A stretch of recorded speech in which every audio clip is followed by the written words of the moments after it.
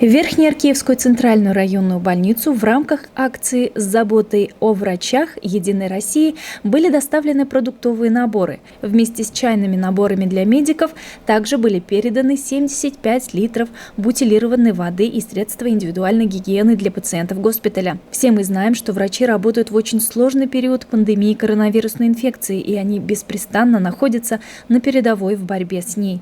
С 13 октября на базе нашей центральной районной больницы начал функционировать инфекционный госпиталь на 15 коек. Здесь у нас работают 2 врача, 6 средних медицинских работников, 3 уборщика.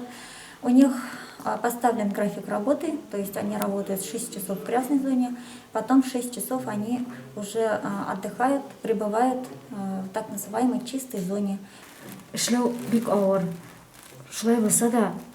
Бүтін жүйақтан да жетістіктер бар. Ішлеуі ауыр болса да, біз тырышабыз. Халыққа шына жеткіресін келе. Керек мәгінге, түрлі жерлерге, көп халық жиылған жерлерге жүрмеске, маскаларны киерге. Көпшілік бұл жерден үлкенлер шерлей. Шыңа аларны сақларға керек. Алардан контактқа көп кірге түгіл. Күн сайын барып, халларын біліп тұрсағыз да, шеттен гіне енді. Алып келесіз ошарға, өзіңіз аларға һәм кетесіз. Өзіңіз білен аларны бик көп гүл бүршіп жүруге керек, менде сәлеметтіктерін сақларға керек. Көпшілік үлкенлер шерлей.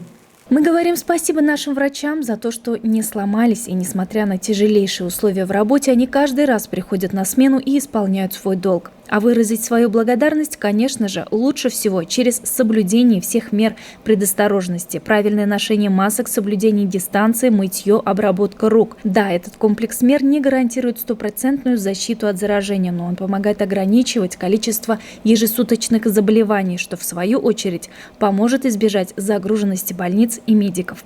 Алина Хадимуллина, Ренат Хадимуллин, телерадиокомпания «Илиш».